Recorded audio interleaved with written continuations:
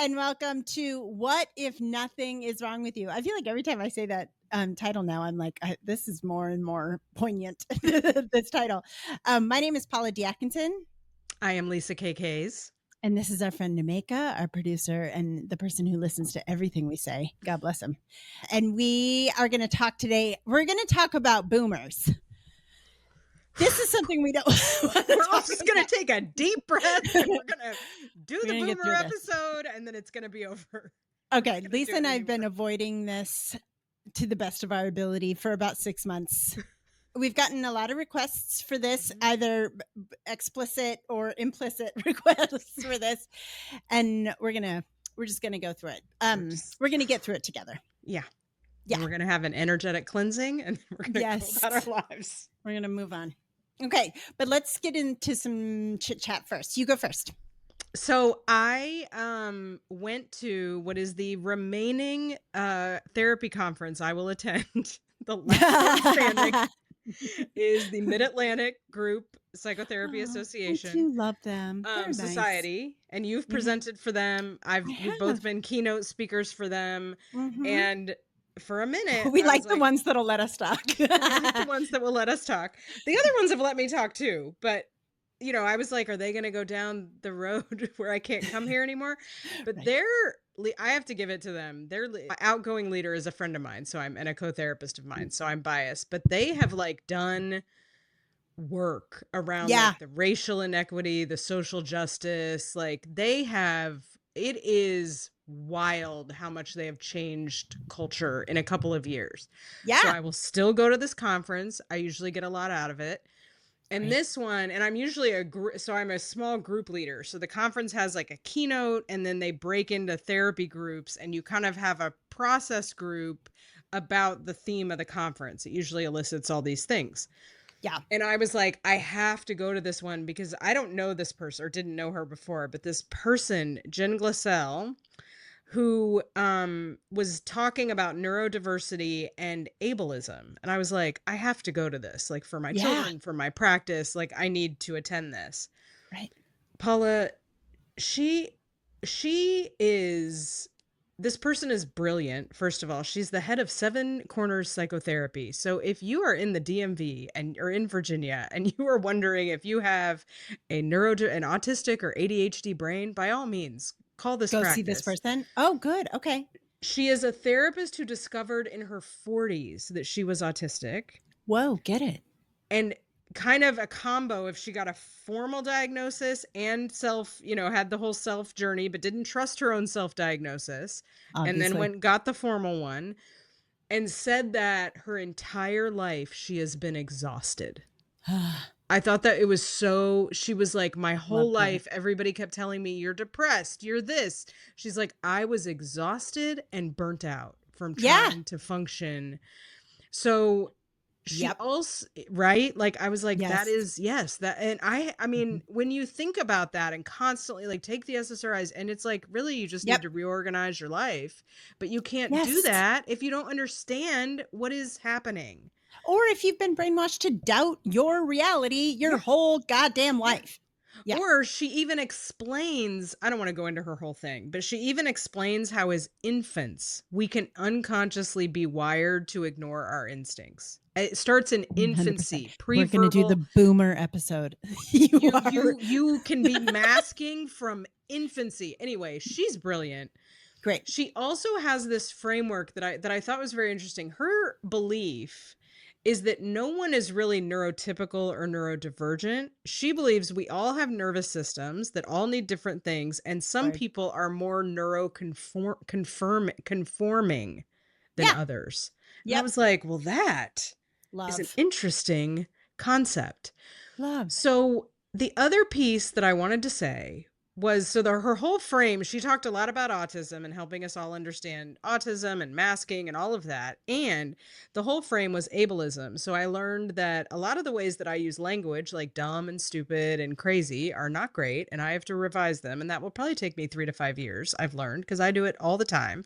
Yeah. And So then the therapists go into these groups and they need, and we're dealing with the principle she's talking about, which is like you accommodate the nervous systems, right? And that was part of why I wanted to go. I was like, finally, a conference where all the weird stuff I do as a therapist is going to be like totally Affirmed. validated. Yes. So I just am doing what I'm doing. And Paula, the therapist got so uncomfortable.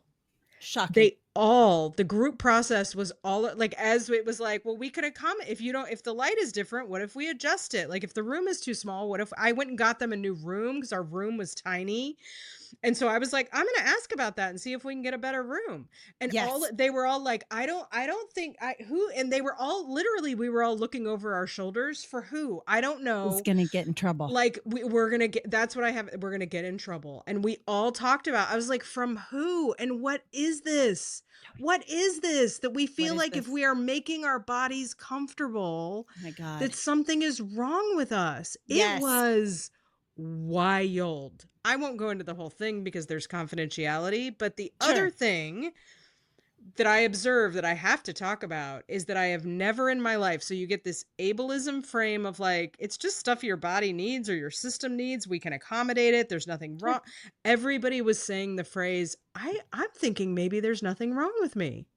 I thought there was always something wrong with me, but there we go. Over and over in the plenary, in my group, in casual conversation, people were like, I'm starting to think maybe it's not me. Maybe there's something, like there's nothing wrong with me. Nobody knew that was the title of my podcast. I didn't tell anybody. But I wish you had cards. Here, yeah, I'm like, I should have been like, by the way, yeah.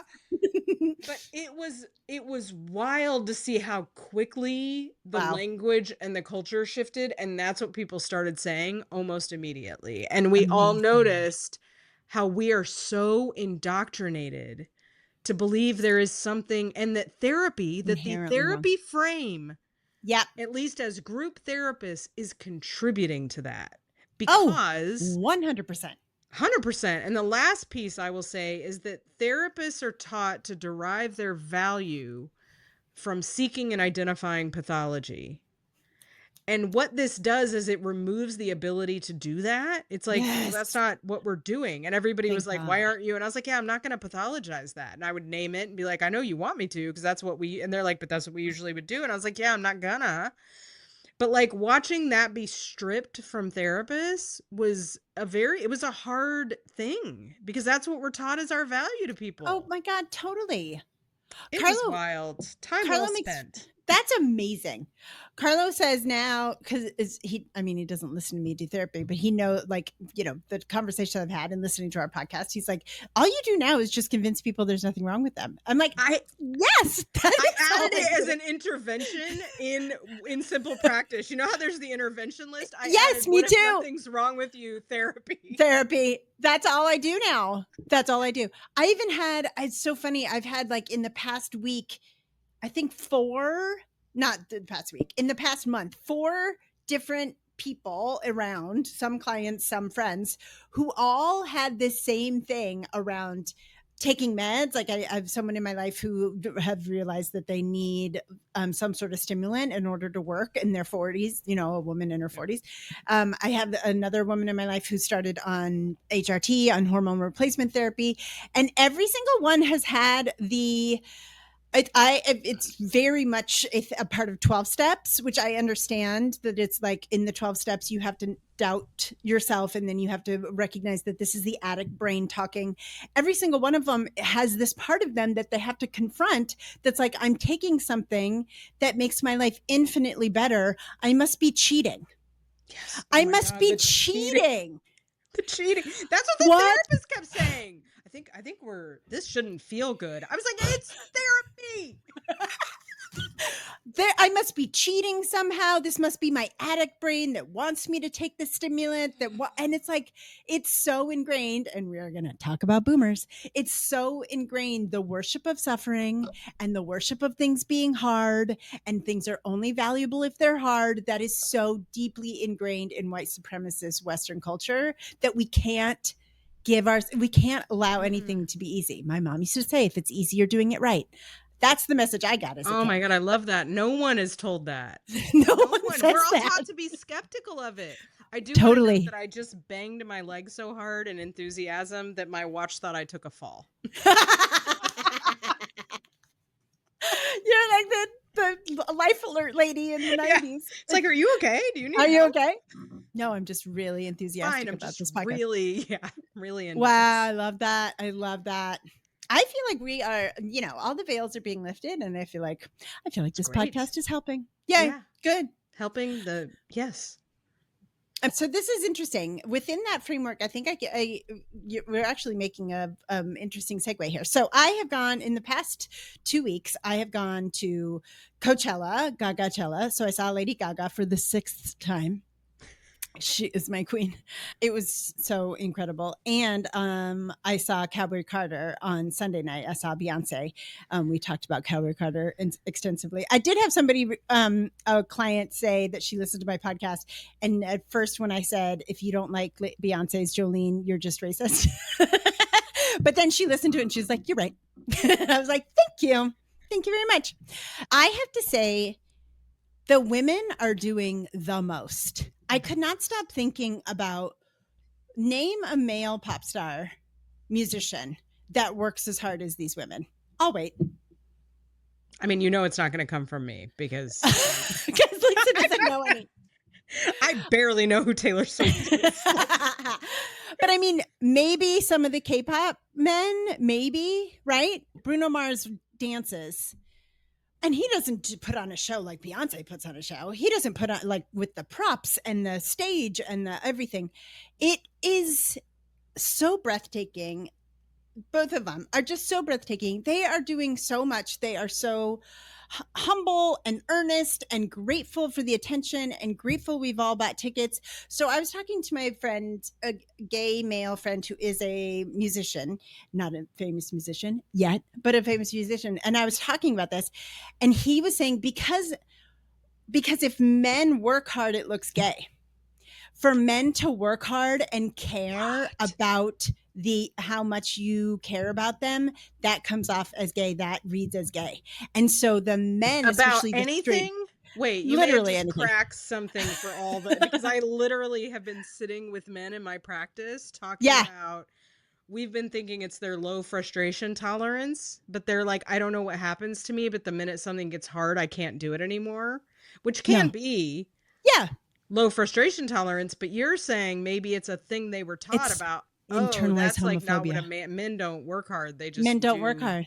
They just show up. John Mayer shows up in a t-shirt and rocks out. Like, he can't look like he cares that much. Everything has to be easy, or it's easy. Not. It has to look like you didn't put that much effort in. Isn't that fascinating? It's like, do you know who Cola Scola is? Do either of you know who they are? They are an amazing little person, and they wrote the play Oh Mary that's on Broadway right now about Mary Todd Lincoln. Anyway, this is going down a whole like queer rabbit hole. But anyway, Cola Scola was on a talk show, and they're very funny when they show that they know how to talk like a straight man. And something they said was, you have to not enunciate, because to be straight is to not care if somebody can understand you. Like, if you enunciate, it's gay.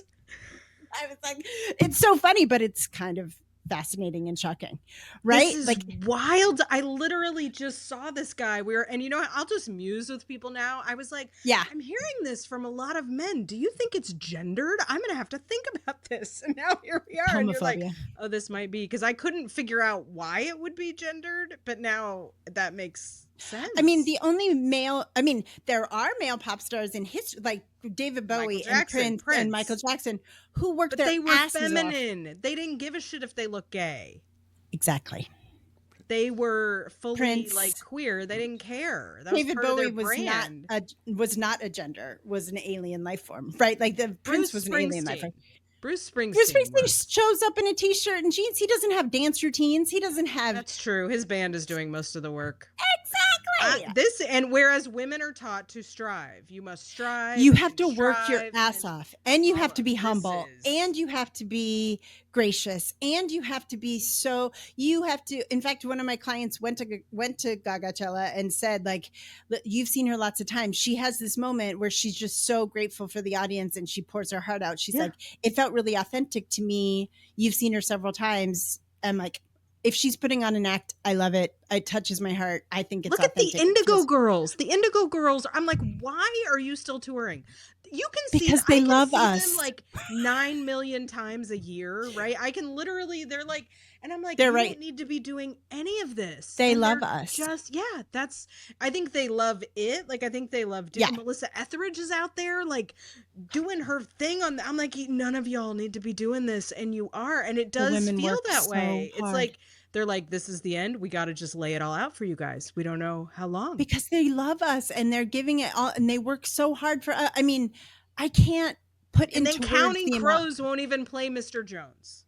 This is Fuck that guy. He had white guy dreads in the 90s. Canceled. You were canceled in 1992. You've activated Siri. We're activating all my technology right now. All my technology is like... I'm going to skip in the outline because this should be an article on the Substack. We now have a Substack where we're writing supplemental material to the podcast. FYI, it's at WINWWU, the letter U. And maybe we'll write an article about this new theory that your friend brought up, which I think has teeth.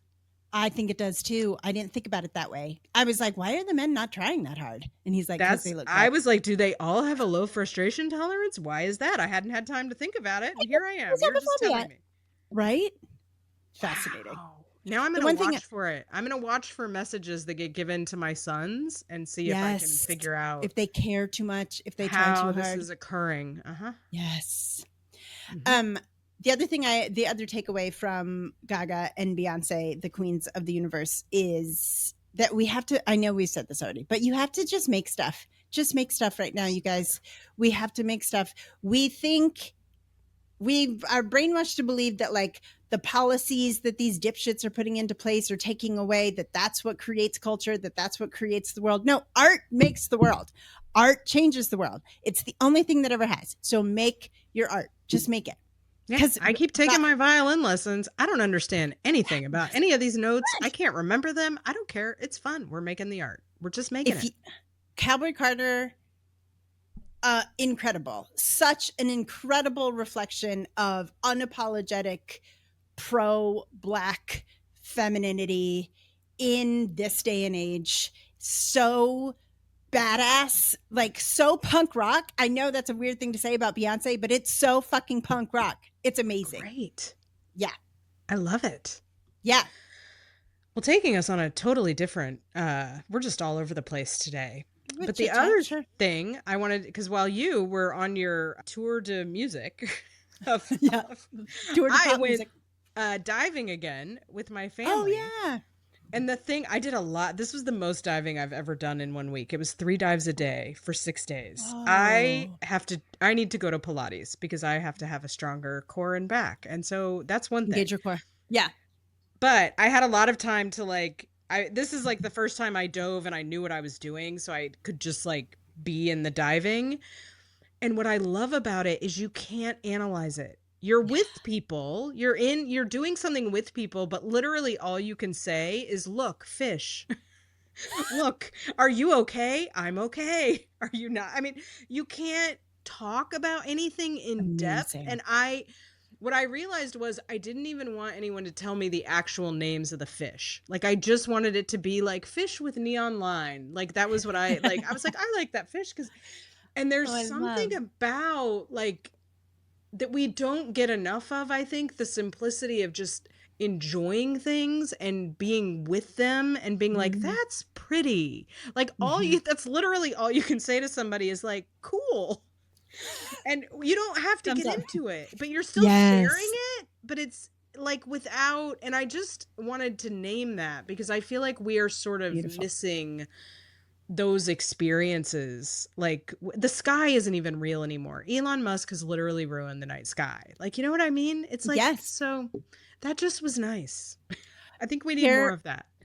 There's a guy that wrote, I don't remember his name, but he wrote a book in the first couple of years of COVID that was all about how wonder and awe can rewire your brain. It's like wonder and awe can do what we use like psilocybin and LSD and ketamine to do, which is just we need more awe in our life, right? Yeah. And I looked it up. Awe is the feeling of reverential respect mixed with fear and or wonder.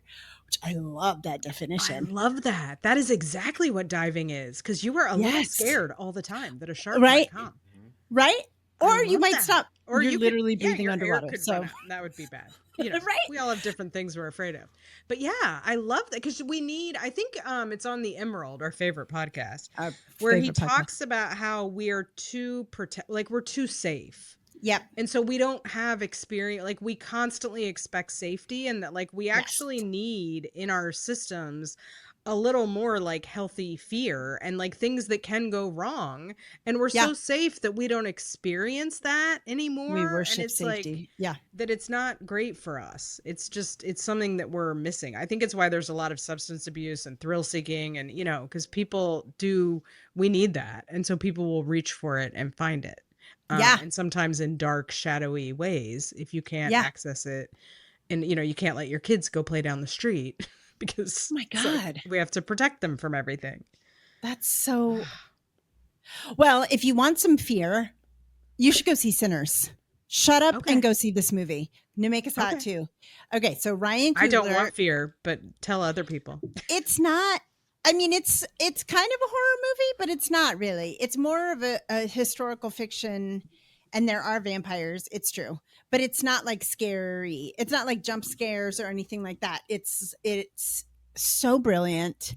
It's talk about unapologetically Black. It is so beautiful. Ryan Coogler from Oakland, California. Woo, woo. His first movie was Fruitvale Station, which is such a beautiful movie that Carlo and I saw in the movie theater 10 years ago at AFI in Silver Spring. Yeah.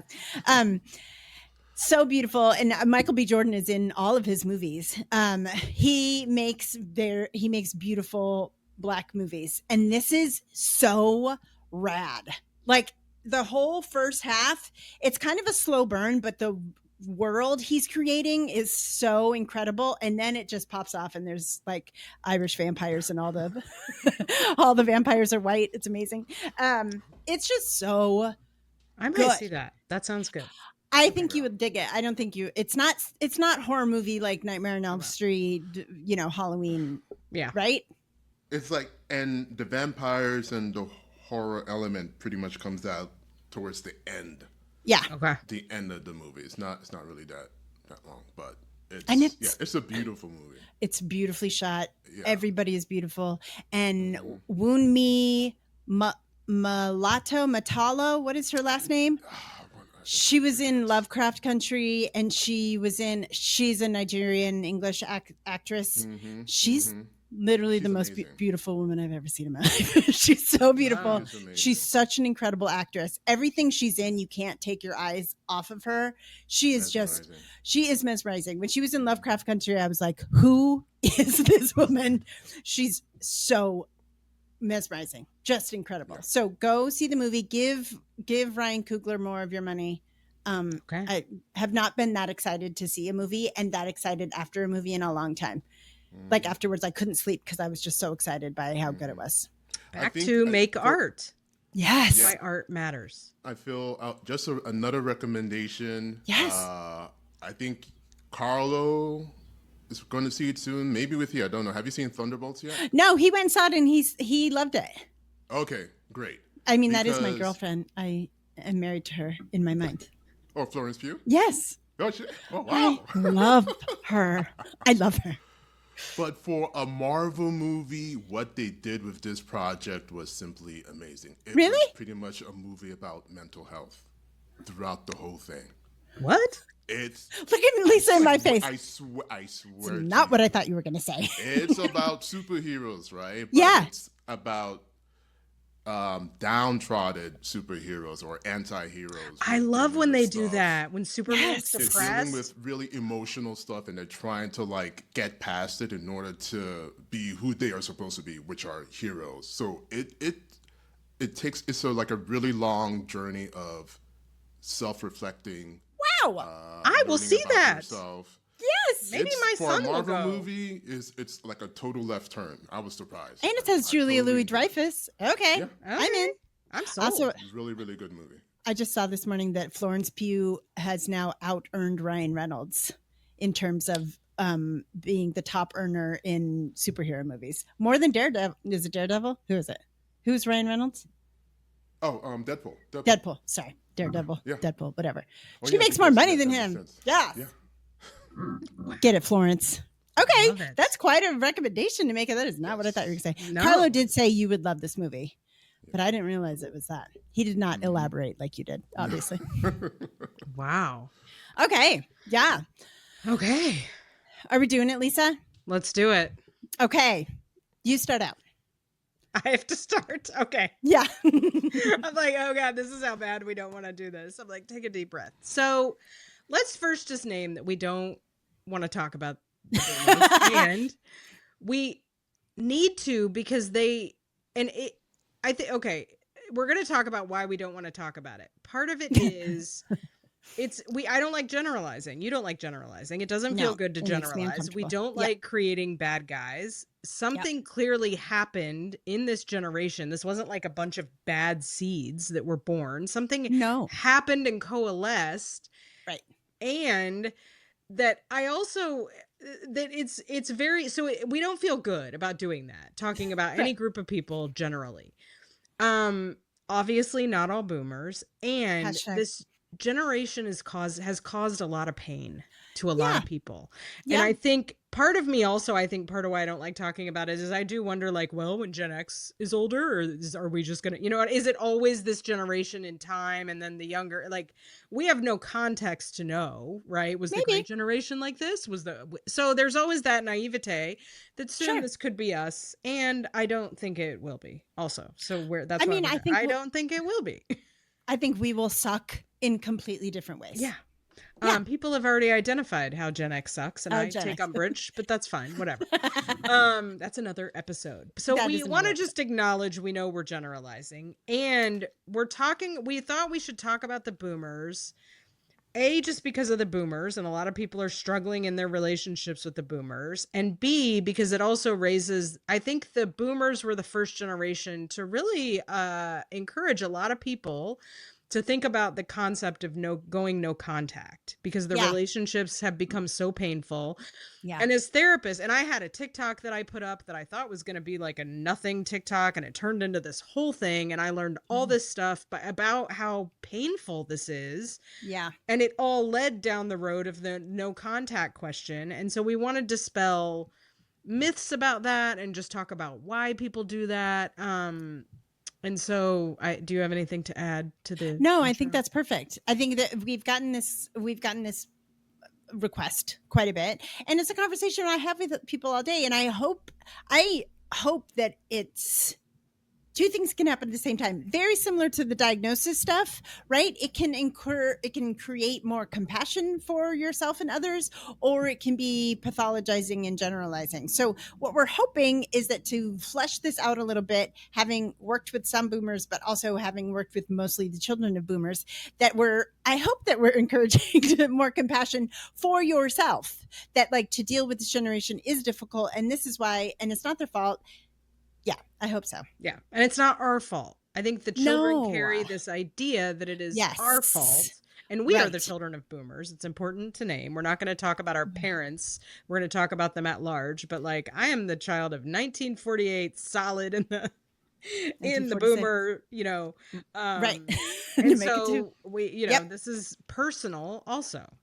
Yeah, totally. And there is, did read A Generation of Sociopaths. I read A Generation of Sociopaths which is a book about boomers. Which is, I thought it was going to be more of a psychological. I was shocked by that title. I was like, whoa. I know. thought it was going to be what I really wanted it to be. And sometimes I'm like, do I have to write this? Is a psychological look at the boomers, which it really isn't. It's more of a case about all the policies that their generation set, which is also true, were sociopathic, indicated no concern for the future generations, no concern for the environment.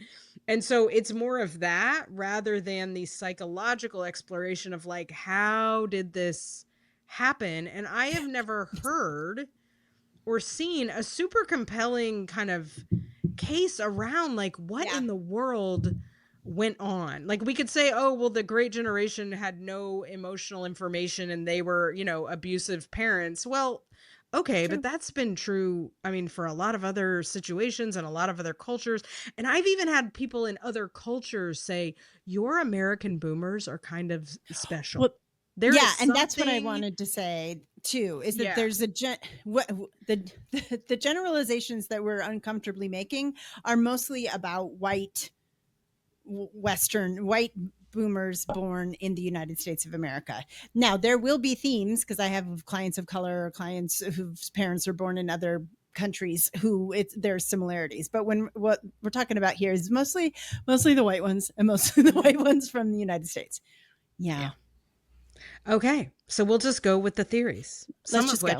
So the first one I have is, if you are told, I think if we personalize this to like think about individual people, if a child is told his whole life or her whole life, you are superior to everyone else, you will create an insufferable child. And the boomers, as a generation, if we think about, they were told there was still rampant racism. I mean, rampant. I have racism on tapes in my family. Like racism, it was embedded in the messages that I got in Missouri. Like they were told white people are superior. You are better. It was outlined in numerous ways that I won't go into.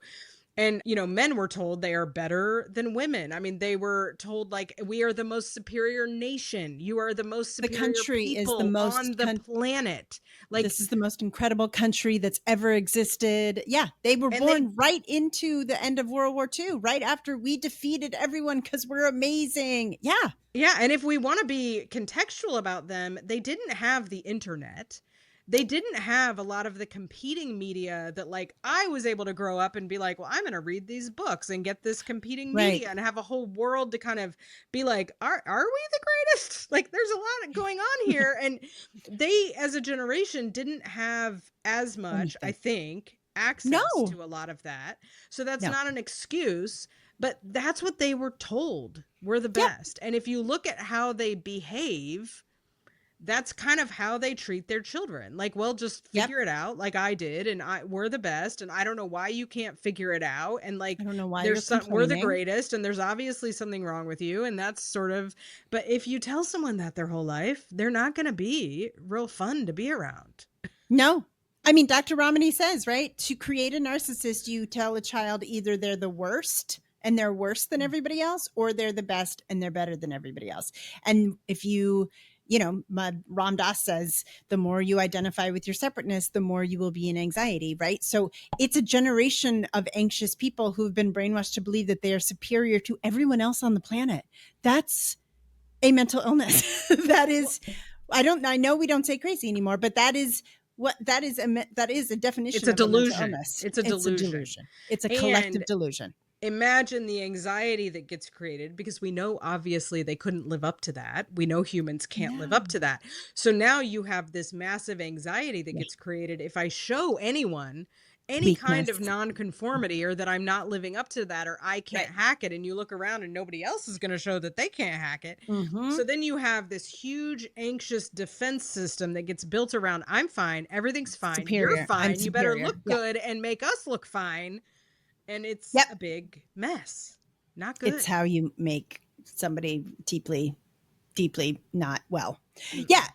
I wrote something similar, right? If you're told to have a good life where you get to do whatever you want, whenever you want, you just do these things. And then it works. They bought a house. They got the things they got all the things that they were told they were supposed to get. You're supposed to get a husband or a wife. You're supposed to have the kids. You're supposed to get a car. You're supposed to get a job. And then it actually comes to fruition. You are an insufferable piece of shit. like, because everything in nature grows through effort and resistance. Everything in nature, it grows through effort and resistance. If there's been no resistance, which I know that they have lived through things, but there's like no resistance, and then also if they show that they are affected by resistance, then they are shunned. Which is what the millennials and Gen X represent, because we all were affected by resistance. And it's very interesting tying to that men theory about like they don't, they stop, it's gay to strive. That's the whole. So anyway, we'll make a note of that for the Substack. Totally. But yeah, it all worked out maybe a little too easily. And so that's maybe a little too easily for them. While, by the way, they were told like for the reason it's not working out. And I was told this constantly. So I know, the reason Black people don't have what we have is they don't work as hard. They don't work hard. So you have this reinforcing mythology that they don't know any Black people. They have no contact with, because everything was still pretty segregated until they went into the army or whatever. There's no counter story, and even if they were, it took me decades to kind of uncome out of that mythology that they were just pummeled with. Like, exactly, it's not gonna be great. No.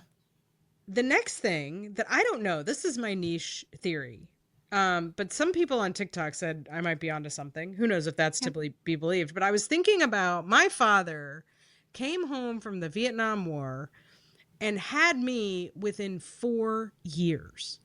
The man came home from the war and was living in the basement for a year. He had such bad PTSD. He was terrified. They served him his meals down there.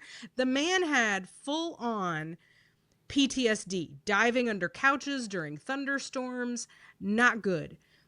I believe that what the army does is, and I think they've always done this, is be like, well, we will take these men, we will destroy their minds and probably their morals and their ethics, and we will just reduce them to violent, because PTSD makes people violent.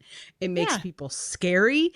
And we'll just send them home to the women to deal with. So then they were put on this conveyor belt. I'm pretty sure the story I make up is it was like, okay, he's not okay, but I think let's just get him married. Let's get him married and give him kids, and that'll give him structure. I think everybody was very well-meaning. Give him a job. And this will because nobody knew anything about, the army didn't tell anyone about PTSD. They didn't train anyone in any sort. It was like that it existed. Just foist them on the wives and mothers. Can you imagine what that would have been like for those women? God. So now we have broken men, violent, aggressive, dangerous men, or just depressed, alcoholic, whatever variety of PTSD they wanted to come home with. Yes. And you have women that are thinking, that are told, well, it's your fault if you can't straighten him out. Right. Can you imagine? Maybe you should love him more. Have you tried loving him and showing how much you love him? Maybe some. And by the way, you're in charge of the children and looking beautiful, and your nails have to be done, and the food has to be cooked perfectly, and the house has to be. Everything has to be in order. And also, could you fix this guy's horrific PTSD that's probably never even with like actual, but like no decompression for them. Those men should have been sent off for 6 months to a year just to decompress and like process, or maybe not gone in the first place because it's all bullshit in the first place. But if we've got to send them, but it's like, no, we just foist that on the women and children, and then we go, wow, why are you guys so stressed out and broken? Well, when I don't know how those women weren't like literally were standing up by the end of 10 years of that. Oh my God. It's like also the one thread thing, right? That if we pull this one thread of maybe the Vietnam War should have never happened, and maybe we're not the best country in the world, and maybe I shouldn't have given up years of my life shooting innocent people, and maybe I should, right? Like this is how tightly woven all of these things are in the consciousnesses of a lot of these people, a lot of the boomer generation. But like we have to believe that the United States is a real thing, and that it was worth me killing people for. It was worth my friends dying for. It was worth me torturing my wife for. It was worth me beating up my children for. Right? Like they have to believe in all of it, or else the whole house of cards crumbles. And I will tell you that my father, when I started, I got my master's in journalism when I must have been early 20s, and I'm reading about the Vietnam War, and I'm like, oh my God, it was not a great thing that we did. Dad, can you believe it? And I'm calling him up on the phone thinking I'm telling him this I don't know what I was thinking, because it didn't occur to me. I just didn't think. Right. Because who would? I didn't know about it. I don't know. Anyway, he hung up on me because of course he did. And it was very painful and very confusing. He still could never talk. He never talked about it. He could not. It's like he couldn't. And now once he was gone, I was like, oh, and I went through all of his stuff and I realized like that would have unraveled the moral injury. Yeah. And I think his whole life and his friends' lives and my mother's life was all an effort to just keep this guy together and keep that from unraveling. So just as like a personal example of that, like you can't pull on that thread. I think they're too close to it. They're too close to it. They're in the cult. Yeah, you can't. Mm-mm. I mean, the other part about the women, right? So the women are the containers, like you're saying, the absorbers, the accommodators, the fixers. Everything is their fault. We say that at least once a day in my household. Oh, it's probably my fault because everything is the woman's fault, right? Everything is the woman's fault. And that is all they are good for, because they exist only to serve the men's needs and the country's needs. So the men and the country are the same thing. The men and the United States of America is the same thing. They exist only to serve the needs of the country / the men. And this is why I have so many clients, and you probably do too, who struggle with their boomer mothers, because the boomer mothers they had no identity outside of being a mother and being a wife. They weren't allowed to have anything other than that. So that's why it's so sticky. It's so complicated. You get hooked into their narcissistic delusions of my kids owe me this and my kids owe me that, because they were never allowed to expand in their own thoughts, feelings, and ideas. Everybody exists. They exist only to serve other people. That means everybody exists to mirror back, you are worthy, you are valuable because I exist. And that's not a healthy relationship. But that's why so many of the mothers, struggle to have their kids in therapy, to have their kids participate in self-actualization. And to be clear, that's not over, right? That is like patriarchal mothers today. Of course. I mean, I deal with that. Mothers today deal with that, right? Like if there's something wrong with my kid, I will be blamed. Means, right. And it's like, and if we think about it, if it's bad today, what it was like then. Oh my God. Because there was no sense. They don't get to have anything. Yeah. They don't get to have anything that's just theirs. Everything is about how it looks. And the stakes are very high. Very high. So that means I as a child of a boomer, I had a weird alien mom my mom didn't do this to me, but I exist only as an example of whether or not my mom is good. And remember, everything is black and white in boomer brain, because boomer brain is white supremacist brain, and white supremacist brain is good, bad, good, bad, good, bad all day long. And and just for the mothers, just to touch on the contained rage. We've talked about this before, but when I think about in 2025, the contained rage of women who are mothers married to men under patriarchy, and we have access to TikTok and information, and we have words like the mental load and someone to at least explain to us, like, why am I so mad? And they had nothing. They went to couples therapists who told them they were crazy and it was all their fault, and put them in shock treatments and put them in institutions. And that was boomer women. That was not that long ago. And so coming back to, a lot of people struggle with boomer moms who are profoundly rageful, bitter, and it's this resentful, unprocessed soup. And I wrote a letter to my mom saying, I don't know how you didn't rise up and murder them in their sleep, because they had no help. The men were doing nothing. They were playing golf. I mean, they were Don Draper. And totally. So, like, while I'm not saying you need to, that's the piece we're going to talk about with the no contact. We don't have to compensate for this and like make up for it. But it's hard for me to not be able to have some compassion for the rage and the bitterness and the anger, because they don't get their life back. They don't get it back. No. And it's very sad. Again, with the one, and if they tiptoe close to the amount, right? What the grief that's probably underneath the rage, if they tiptoe close to it, it's dangerous. Yeah. Very and dangerous. That was the TikTok that exploded. That I was like, oh, this is like a nothing comment. And everybody was like, oh my God, the unprocessed grief. Yeah, right? Oh, okay. Oh, of course. Yeah. Yeah. So maybe these two we can combine this idea, because these are more symptoms than theories. We've combined symptoms and theories. Yeah. The total unwillingness to learn anything new, and then the inability, this causes children of boomers a lot of pain, the inability to be curious about anything that is like new to them, different to them. And so their children feel very unseen. They feel like my parents constantly think I'm incompetent. They think I have no value. They dismiss any of my skills. And because I don't know that or go ahead. Maybe you know why. Well, I mean, the total lack of curiosity for anything that is outside of, because again, if you were taught you do this and this and this and you get the perfect life, and by the way, this is what the perfect life looks like, and it worked, then you're never going to be curious about how somebody else might do it, or curious about the fact that like that. You know, Carlo and I talk about all the time, his parents will call him and give him business advice as if it's 1972. And Carlo's like, the world doesn't work like that anymore. What the fuck? Like, you don't know what you're talking about. You don't know what. And my father has never asked me a question about myself ever. My father doesn't even know what I do for a living. He doesn't know.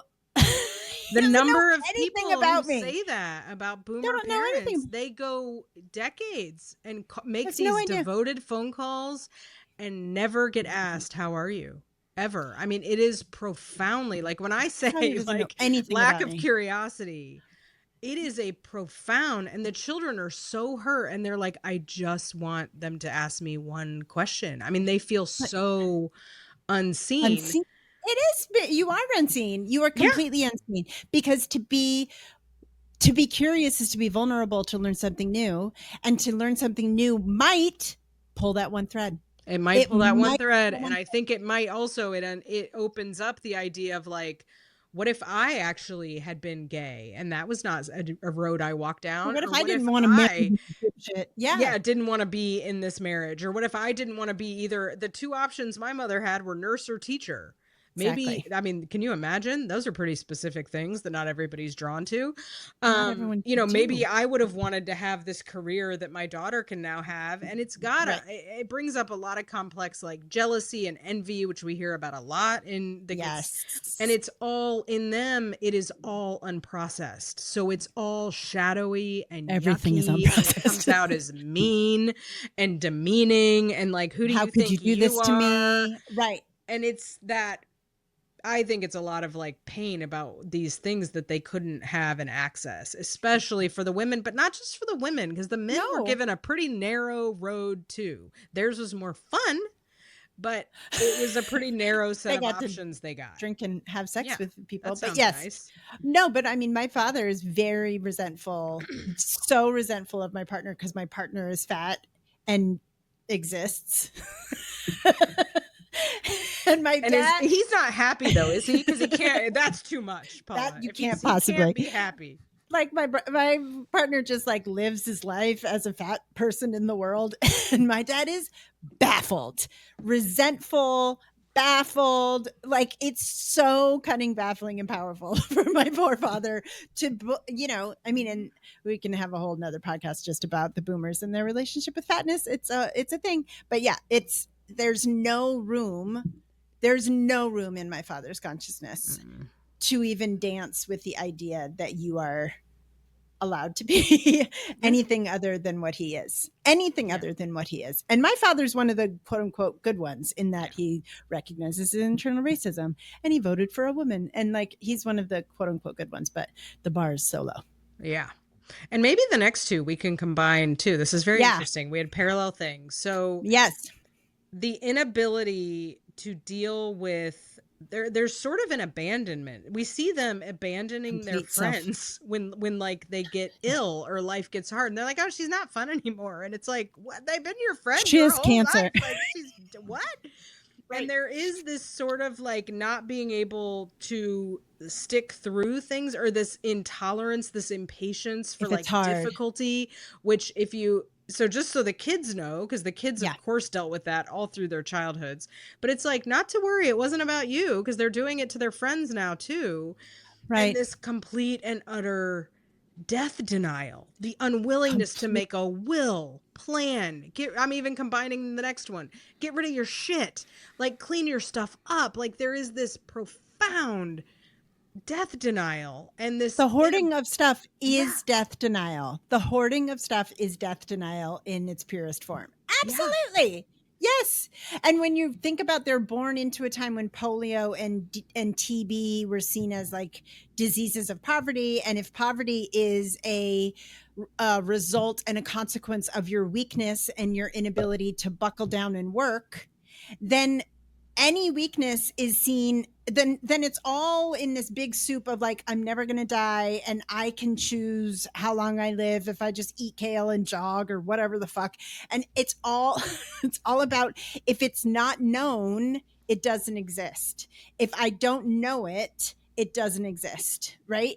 So like when my mom died, my dad could not fathom that I was like, talking to her and like, listening to her and seeing her in the hummingbirds and shit like that. And my dad was like, could not get like he, and I was like, okay, Dennis. But like, if it's not known in his white cis male boomer brain, it doesn't exist. Yeah. And he's so uncomfortable with that. So of course, death, the great unknown on this level of consciousness, they can't even tiptoe close to it. So they just buy more stuff and drink more martinis and golf more. I mean, I see it where I live. It's so intense. I think it's mirrored in the greater culture's difficulty imagining that like America could fall, or America could be fallible, or America could like, it's like, it's the same. It's like, no, this can't end. I'm somehow, and they miss out on so much. Like they also do the thing where they don't tell their children like the dog is dying so the kid can say goodbye, or like grandpa's sick, or I was in the hospital. There's that whole thing. Totally.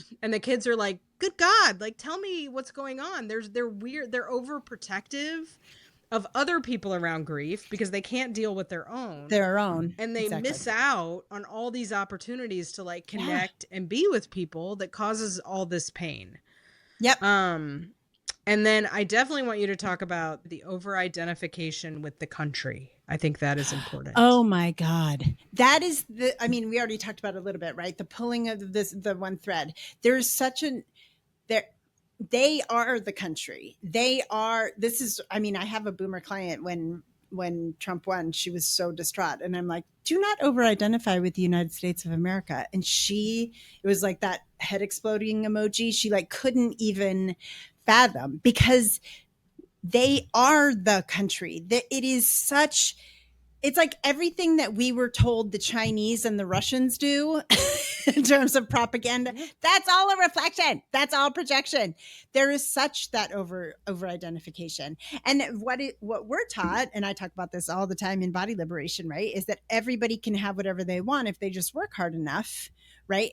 And again, that came true for them. So it's true. And that's this country, because this country is magic. I get in arguments with Carlo's mom all the time because she will not really, she kind of jokes around it now. It's a little bit tongue in cheek, but she won't let go of her fantasy that Jeff Bezos is just a good, hardworking guy who came up with a good idea. And in this country, if you come up with a good idea and you work hard, I'm like, you can become an exploitive piece of shit that ruins the entire world. Sociopath? Exactly. And she's like, well, he came up with the idea. I'm like, to sell books? That's an old idea. Like, people have been doing that for a while. Oh my God. But she can't. She's so over-identified with we live in the best country. And she even has it more because, and this is something that we can't speak to, and maybe Nemeka can, but she is the child of immigrants. So it's a different version of the same thing that, she, you know, her parents came here and they built a life, and her dad had an electronic store, and right. So it's even a different idea that like they came to the right place because this is the place where that can happen. Right. And my white parents are like the descendants of people who like murdered everyone, murdered all the indigenous people, but it's the same vibration, just two different versions of it. Well, and it all points back to what the boomers were so indoctrinated in. I mean, which all of America is to some degree, Yes. but I do think they were like the mass. They were the first generation with TV and mass media, and that you could pump this, and the marketing was aimed towards them because they were so big. But this idea that if you can't make it, which is such a white supremacist, you know, concept, it's your fault. If you can't make it, there is something wrong with you. And how odd that two Gen X daughters of boomers were like, we'll have a podcast and we'll call it "What If Nothing's Wrong with You?" And we will rally against individualism at all fucking costs. Because that's why they can't be vulnerable. They have trouble admitting failure. They have trouble admitting that their children might not be perfect, or allowing their children to be just humans, because it all points to to them. I'm not saying this, but it points to there is something wrong with them, and they are chronically and compulsively avoiding that diagnosis, and they're ruining their relationships, and they're making themselves sick and the people around them sick to avoid that, which I guess we can shift into the no contact part. Yeah, let's talk about it.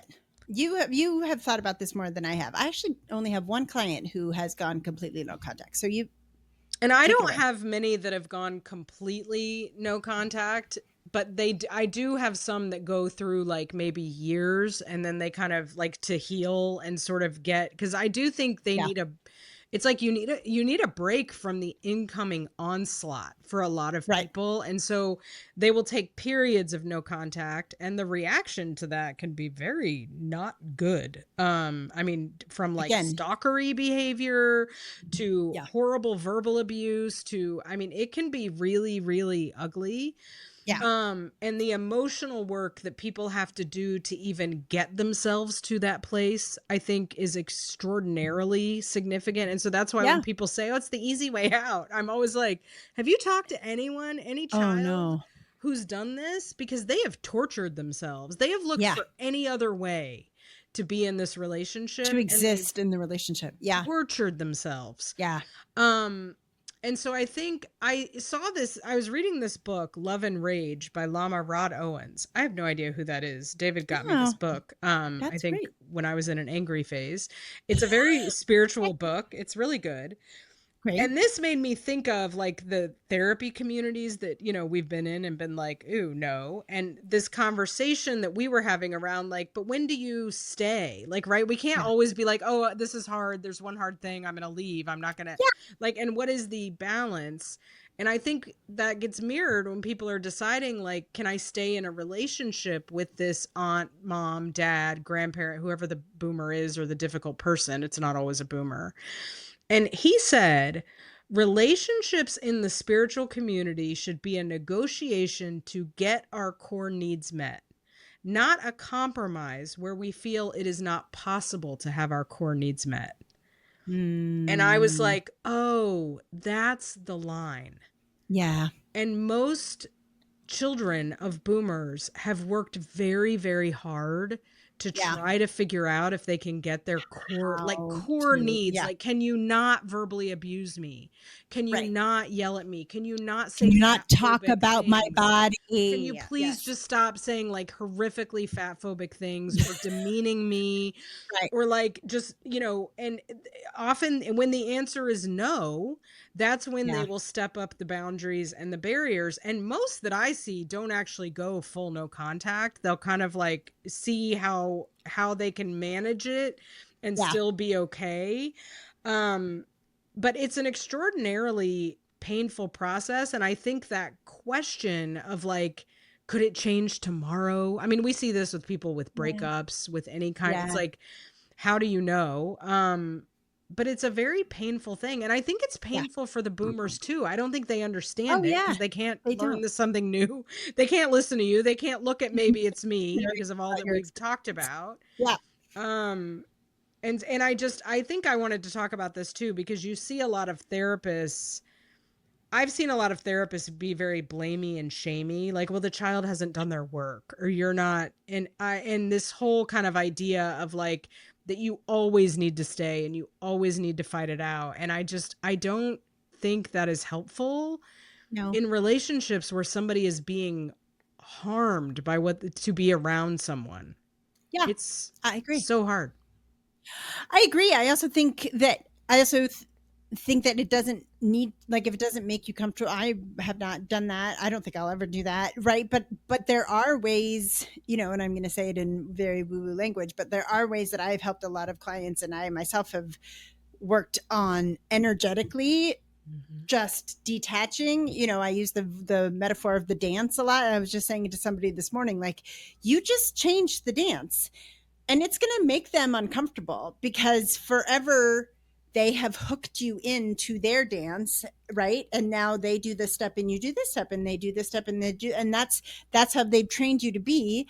And now you are like, no, thank you. And you're just going to sit on the sidelines and they're going to dance and they're going to keep trying to hook you in, just like Dr. Romney was saying, a narcissist. And again, we're not diagnosing all of boomers to be narcissists. However, our country is a narcissist country. And like I said, they are over-identified with our country. So it's all some vibration of narcissism. You can change the dance. You can just learn how to not get hooked. You can learn how to keep reminding yourself that you are not responsible for this person's internal experience of being alive, because you're not responsible for anybody's internal experience of being alive, even your parents. And people you're not responsible for that. I've watched people successfully change the dance. Like they Oh can't, yeah. you know, and the parent the does kind of learn, like, oh, okay, I can't get away with that. And Yep.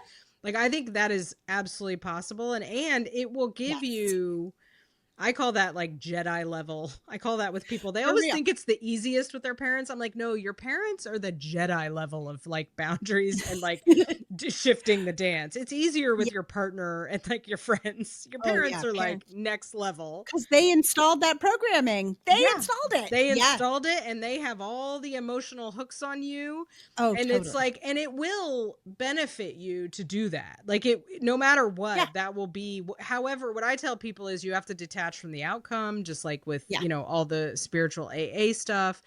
And if you decide it's just too costly, like I can't do it, or I can't do it at this point in my life. A lot of people can't do it when they have young kids and they're like, I can't manage like my kids and this and that. And that's okay. Like that is a perfectly okay thing, because our culture has this very pervasive messaging around like the family relationships are primal and you cannot, you know, blood is thicker than water. And there's a lot of like messaging around that I think is not helpful and is designed to keep us all, interestingly, in abusive relationships.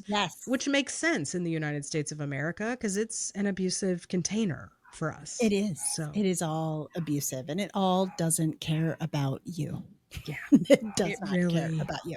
Doesn't. So is that? And I think, I want to make sure we say, if you do decide to change the dance or go no contact or whatever you decide to do in order to make yourself more comfortable in the relationship, don't expect it to feel good right away. It will feel bad. That doesn't mean you're doing it wrong, and it doesn't mean you're doing the wrong thing. It will feel bad. There will be guilt. There will be shame. There will be, I'm doing something wrong. I'm harming her. I'm hurting him. There will be all of that. Oh, they will hand that to you. And so please talk to a therapist or good friends or people about it. You are not harming them. I mean, the number of times I've just said to clients, I think they'll be fine. And they are. That's the fascinating thing. In 10 minutes. If you can weather 10 minutes, they'll often, not all, they will kind of bounce back around. And the thing that I tell people that they have found really helpful is I say, because often the boomers will create this situation where people will say to me, I can't win. If I do what she wants, Yep. I'm miserable. Yep. And if I go along with this, I'm miserable. If I do what I want, I'm going to get punished. And I say, Yep. if you're in a no-win situation, do what you want to do anyway. Totally. You're going to have, there's going to be an emotional toll. At Either least way. take it for doing what you want to do. It's the whole AA thing of like, yeah, like, you know, you're drinking the poison thinking you're, no, just hand it, keep it all, like, let them resent you, let them be disappointed. Right. If there's going to be a toll, just win. Yes. Because, and that in itself is shifting the dance. And so, I always say to people, something will happen.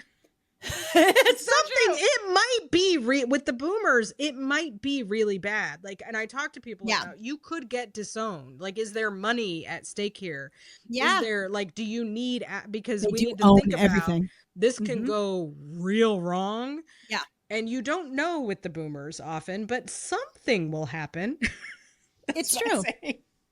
It's true. It's true. There will be a reaction. Yeah. And so, yeah, I love that. I now choose to feel bad in this way, doing something that I love to do and deal with the guilt that comes up for that, rather than doing the thing that the parent wants me to do. And then that just feels, because you're going to get punished. You're punished either way. So with the boomers, I always say, choose the punishment from them. I guess that would be the formula. Choose what's going to upset them, because you're going to be punished either way. You either have to do something you don't want to do, or you're going to get punished. Right. Agreed. What? So, dearest listeners, do you think that we're full of shit? Do you think that we said anything remotely smart? Tell us. Do you know a boomer? Do you have another diagnostic? Do you have another theory? Another theory. I loved the book Everything is Tuberculosis. Remember I told you about that? It's by John Green, and he talks a lot about the boomers and being born into right when there was, like, again, tuberculosis was seen, it used to be seen as like this kind of glamorous disease of the poets, and then it was, to the boomers, it was a disease of poverty, and again, the whole thing about poverty and classism. So anyway, there's just a lot of stuff out there. So if you have other theories, or you have questions about how do I deal when my boomer parent says blank, we'd love to try and help. Something will happen. Something will happen. We will. This is an ongoing thing, by the way. So let us know if this was helpful. Please leave us podcast reviews on Apple Podcasts. That's so helpful for our algorithm and such. So please do that. Check us out on YouTube and press the bell and do a thumbs up and click all the things. Anything else, Tamika? Is that it? Is that all the things? Pretty much it. Okay. Okay. And go see Sinners. Okay. Yeah. All right. We'll see you guys next time. Thanks for listening. Bye. Bye.